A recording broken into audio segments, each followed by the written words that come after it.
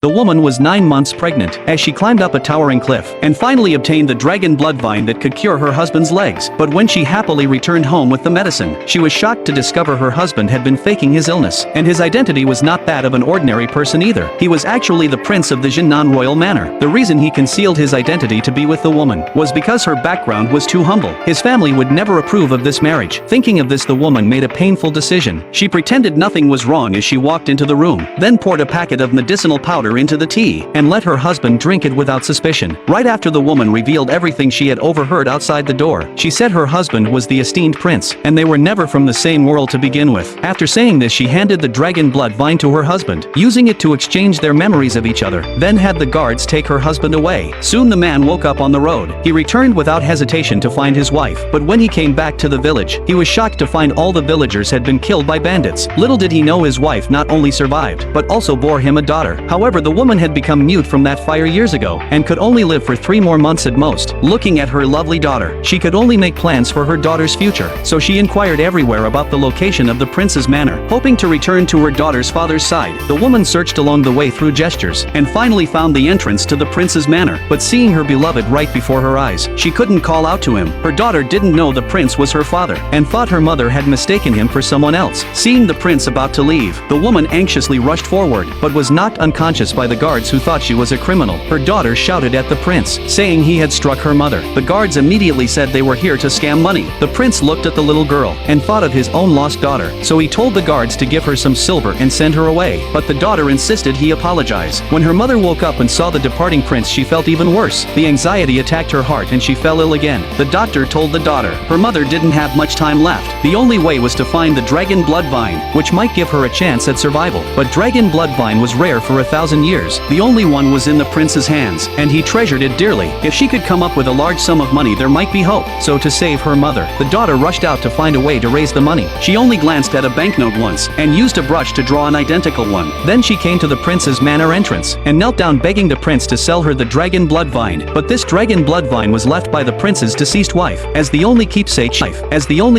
banknote, and saw it was fake. Now the prince was even more furious. He originally wanted to help her for her filial devotion, but she actually tried to deceive him with a fake. The little girl, seeing she couldn't buy it, tried to snatch it by force, but this angered the prince even more. He had someone hold the girl down, and severely punished her. Not knowing the child before him was his own biological daughter, the little girl could only clutch her bottom and think of another way. Since she couldn't buy it or steal it, she prepared to go steal it. But the manor was so large, she had no idea where the prince's room was, and accidentally got discovered by the king. The king looked at the girl's features, and found she looked exactly like his son when he was young. Thinking, could his son have another illegitimate daughter out there? The daughter told the king her mother was dying, and hoped the prince could save her. The king told her the prince wasn't home, but was at a temple instead. The daughter didn't dare delay a moment and left immediately. She hid under a table in the temple beforehand, and when the prince arrived, she rushed over to try and hold him hostage, telling him to hand over the dragon blood vine or else. But weak as she was easily subdued by the prince. Yet the injured daughter still only wanted to take the dragon blood vine, because she knew only this could save her mother now. The prince was moved by her persistence, and agreed to go see her mother. If he found she was deceiving him again, he would never forgive her. However, arriving at the medicine shop in trance, he found the little girl's mother was already on her deathbed. The little girl immediately knelt down, begging the prince to save her mother. The prince looked at this scene, thinking of how she had deceived him twice, not knowing if he should still trust her, but he still decided to step forward and check. However, when the little girl pulled back the white cloth, he instantly froze.